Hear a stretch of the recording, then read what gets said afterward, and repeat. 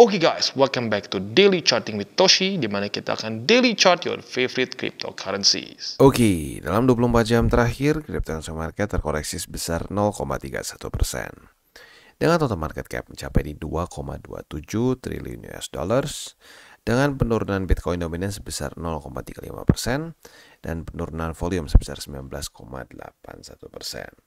Hari ini DCWT seperti biasa kita gabungin dulu ya. Jadi pembahasan kita hari ini adalah Bitcoin, Ethereum, dan juga altcoins. Untuk Bitcoin terjadi koreksi sebesar 0,87% dalam 24 jam terakhir yang membuat dia sekarang ada di angka 61 ribuan. Sementara untuk Ethereum terjadi koreksi sebesar 0,88% di angka 3.367. Untuk BNB terjadi koreksi sebesar 1,39% di angka 405,45. Solana dia lanjut ngepump sebesar 9,74% ya. Solana memang lagi super hot di sini ya. XRP dia rally sebesar 2,38, Cardano dia rally sebesar 4,54%, cukup signifikan ya. Dan Dogecoin kembali ngepump sebesar 7,34%. Seperti biasa gue ingatkan, sekarang TCI sudah aktif di Twitter atau di X. Buat yang belum follow, silahkan bisa follow di @toshicryptoindo, di mana kita akan membahas sesuatu yang berhubungan dengan kripto. Bentuknya bisa analisa, news, maupun juga memes. Selanjutnya ekonomi kalender. Hari ini kita seperti biasa geser dulu ke GMT plus 7 supaya nggak pusing ya. Hari ini tanggal 1 Maret ya, bulan baru. Nggak kerasa nih ya, sudah bulan Maret aja di 2024 ini. Dari US itu akan keluar S&P Global US Manufacturing PMI jam 9:15. Harapannya adalah supaya dia itu lebih rendah daripada ekspektasi ya, karena lower than expected reading should be taken as negative or bearish for the USD ya. Berarti harapan kita lebih rendah daripada 51,5 ya. Next ada juga di sini ISM Manufacturing PMI bulan Februari. Dan ini harusnya sama juga sih. Ini harusnya yes sama ya. Harapannya lebih rendah daripada forecast, berarti lebih rendah daripada 49,5 gitu. Next ada juga ISM Manufacturing Prices. Untuk yang prices ini sama juga, harapan kita lebih rendah daripada ekspektasi, berarti lebih rendah daripada 53,5 ya. Oke, jadi kurang lebih seperti itu untuk hari ini. Ada 1, 2, 3 ya, ada 3 data penting dari US dan semuanya bentuknya ISM ya. Selanjutnya kita akan geser ke besok. Untuk besok hari Sabtu, seperti biasa Sabtu memang seperti ini ya, jadi tidak ada yang terlalu penting. Oke, next kita masuk ke news. Untuk news ini datang ya dari ini ya, dari checks ya, dimana Bitcoin secara trading volume ini hit highest level sejak 2022 di centralized exchangers ya. Jadi ya memang kita bisa di sini secara institusi besar, secara retail juga besar. Memang ya ini ya buat yang masih nggak tahu ya, karena masih ada yang berpikir ini tuh belum bull market, masih harus drop dulu ke 10.000. Masih ada yang berpikir sampai sekarang. Itu gue bingung kenapa bisa seperti itu. Tapi mungkin ya memang udah kecampur ego juga kayaknya ya. Nah itu dia seremnya kalau kita nggak punya beberapa skenario. Kalau kita terlalu fokus dengan satu skenario, ternyata tidak kejadian, ujung-ujungnya bisa kayak gitu. Wah, terus denial ya. Nah, jadi kurang lebih seperti itu. Next kita geser ke analisa di Twitter, walaupun ini lebih masuknya ke news juga sih ya. Sekarang Bitcoin masuk ke dalam currency ke-14 terbesar di dunia. Ya, ini kalau dibandingkan dengan currency.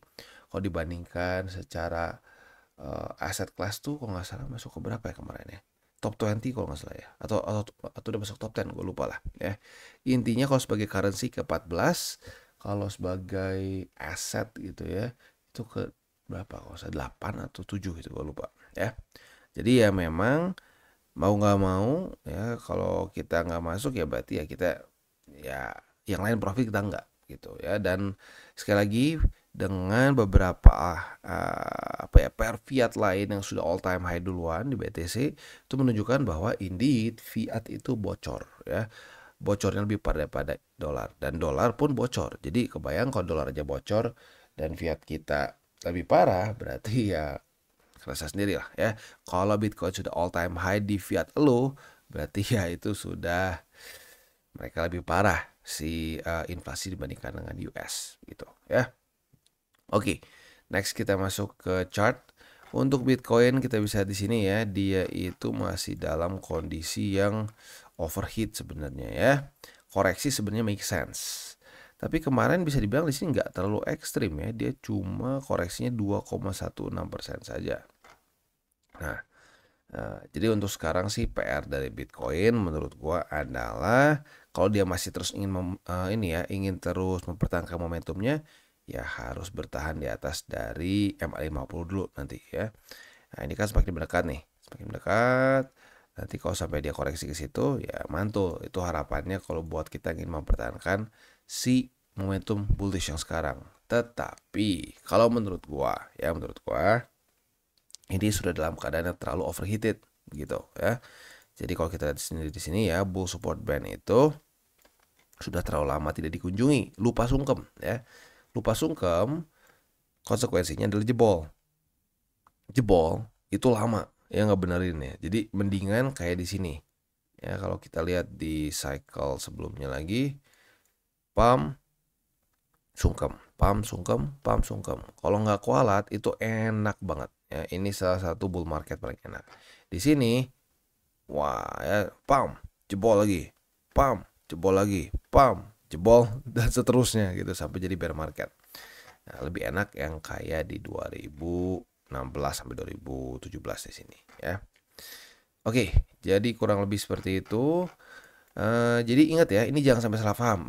Soalnya ada 1-2 orang yang berpikir bahwa maksud gua itu jangan akumulasi sampai ke bull support band. No, makanya ditonton sampai akhir. Di akhir kita bahas buy limit. Buy limit kita dengan jelas membahas ya buy limit di mana yang kita bisa pertimbangkan. Ya, buy limit pertama, kedua, ketiga dan seterusnya. Ya, jadi seperti biasa budayakanlah tonton sampai beres. Kalau nggak dapat keseluruhan kontennya. Ya. Oke, untuk indeks dolar sendiri kita bisa lihat di sini dia malah menguat ya, dia malah menguat ke MA20 tapi untungnya masih ke reject. Jadi udah ke reject 1, 2, semoga hari ini bisa lanjut ke bawah dan daily close di bawah dari MA200 ya. Itu kurang lebih harapan gue untuk indeks dolar. Untuk Bitcoin dominance mulai turun dan kemarin sempat mau mencoba untuk daily close di bawah dari 54,50 tapi masih belum berhasil. We'll see ya. Sekarang ini sudah menjadi suatu higher high. Walaupun nggak tembus sampai sini, tapi menembus 2 struktur lower high sebelumnya ya. Apakah ini akan seperti ini ya? Nah, kalau seperti ini berarti Bitcoin akan lanjut menguat gitu. Nah, menguatnya bisa sampai sehebat apa sih? Ya kalau kita lihat di sini mungkin saja paling tinggi itu kemarin-kemarin ya at least cycle kemarin ya itu mencapai di sini di 73,60.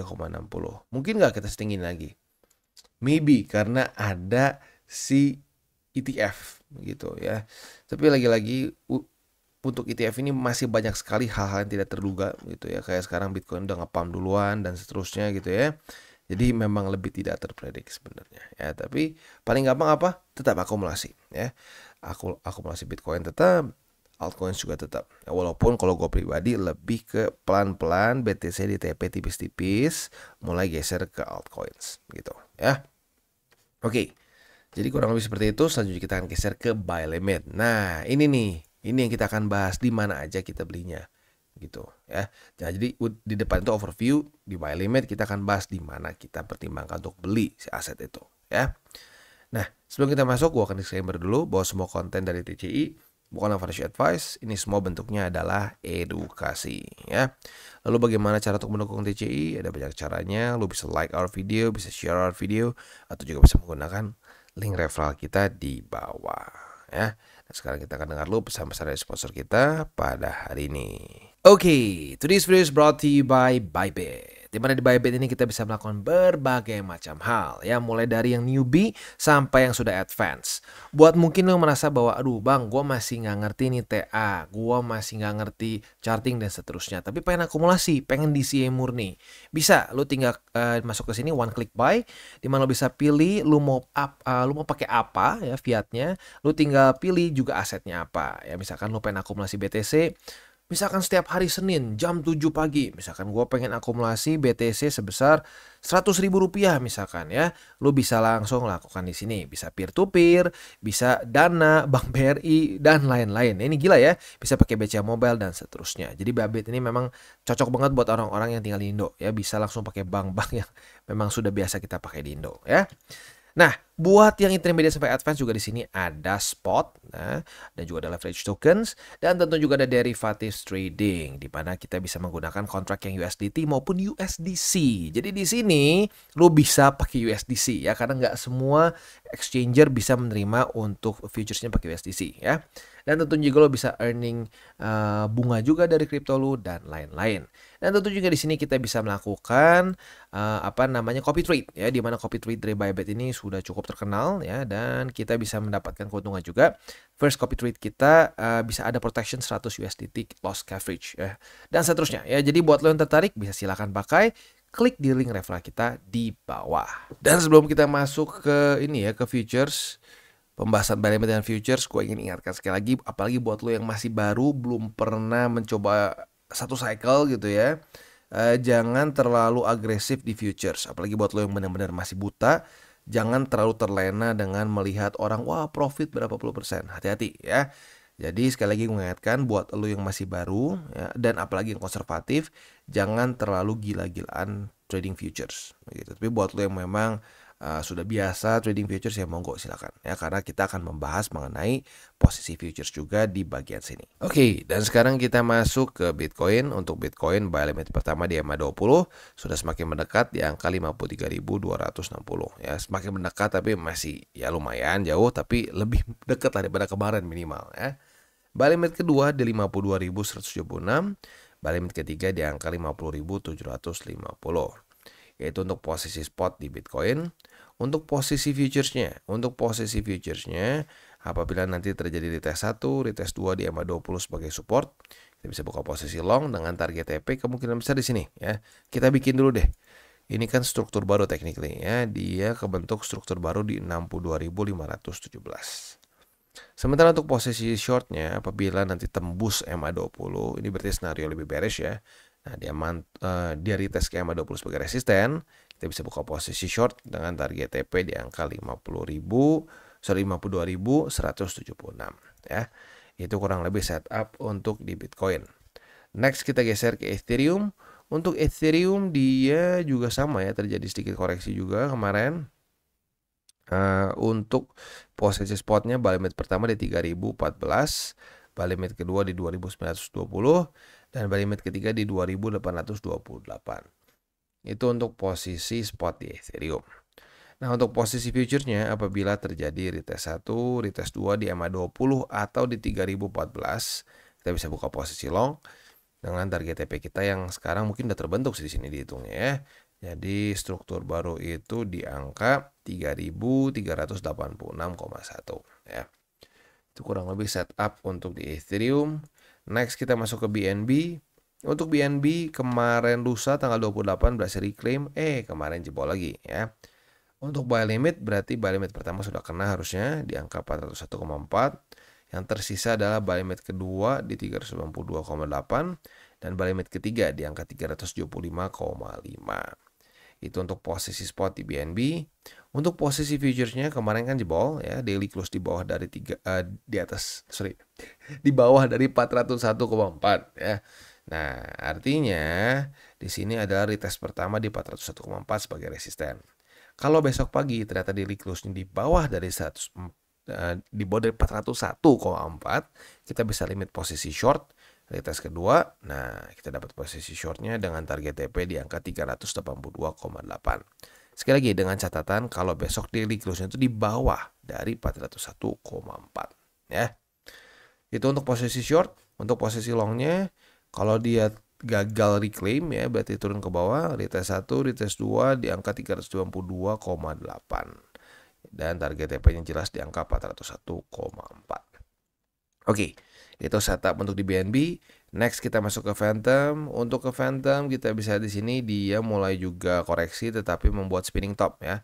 Kemarin spinning top raksasa bullish, sekarang cenderung bearish si spinning topnya ya. Nah, untuk buy limitnya, buy limit pertama di angka 0,433, buy limit kedua di 0,417, dan buy limit ketiga di angka 0,402. Itu untuk posisi spot di Phantom. Untuk posisi futuresnya, apabila terjadi retest 1 ya, retest retest 2 di angka 0,433, kita bisa buka posisi long dengan struktur baru yang ada di sini ya, yaitu di angka berapa nih? Di angka 0,476. Itu untuk posisi longnya. Untuk posisi shortnya, kalau sampai terjadi retest 1, retest 2 di 0,476, kita bisa buka posisi short dengan target TP di 0,433. Next kita masuk ke Solana. Dan untuk Solana kita bisa di sini kondisinya itu dia berhasil reclaim kemarin walaupun ada wick yang lumayan. Jadi untuk buy limit ada yang baru ya. Buy limit pertama jadi geser ke angka 121,68. Buy limit kedua di 117,22. Dan buy limit ketiga di 520 atau di 110,10. Itu untuk posisi spot di Solana ya. Nah, untuk posisi futuresnya sekarang sebenarnya dalam posisi yang nanggung ya. Tapi nggak apa, apabila terjadi retest 1, retest 2 di 121,68, kita bisa buka posisi long dengan target TP yang masih pending dulu. Karena memang belum ada struktur yang di sini ya, karena sudah membuat suatu high yang signifikan. Untuk posisi shortnya kalau jebol ke bawah, retest 1, retest 2 di 121,68 sebagai resisten, kita bisa buka posisi short dengan target TP di 117,22. Itu kurang lebih setup untuk di Solana ya. Jadi overall seperti itu ya, kita masih bisa lihat di sini momentumnya masih cenderung ada, tetapi Bitcoin mulai cenderung sedikit koreksi ya. Yang mungkin menarik adalah nanti weekly close di hari Senin. Apakah dia akan weekly close signifikan di atas dari Bollinger Band? Kalau sampai dia weekly close di atas dari Bollinger Band ya, which is sekarang masih lumayan jauh juga karena Bollinger Band itu masih di angka 55.000 lah kalau kita bulatkan ya. Nah, jadi masih bisa kemungkinan besar TP gitu ya. Dan seperti biasa gue ingatkan ya, ini sekarang kita itu sudah semakin mendekati ke halving ya, udah nggak kerasa, udah tinggal ini April kalau nggak salah ya. April, jadi ya memang ada kemungkinan buying the rumor and selling the news. Jadi jangan sampai kalian gila-gilaan saat nanti sudah waktunya halving, ngelong sinting atau ya ngelong gila-gilaan over leverage atau nge-short gila-gilaan juga. Jangan ya, itu terlalu ngambil resiko yang nggak worth it menurut gua. Jadi lebih baik kalau lu mau profit, akumulasi dari sekarang secara posisi spot ya. Dan juga gue ingatkan lagi buat orang-orang yang impersonate TCI ya, jangan dipercaya ya. Jadi kalau ada siapapun dari TCI minta uang untuk investing atau minta uang untuk sinyal, udah gue pastikan bukan dari TCI ya. Jadi jangan sampai tertipu. Seperti biasa gue ingatkan, jangan pakai uang panas, jangan over leverage, dan berpikirlah jangka panjang untuk kripto. Oke guys, jadi itu adalah akhir dari segmen DCWT kita pada hari ini.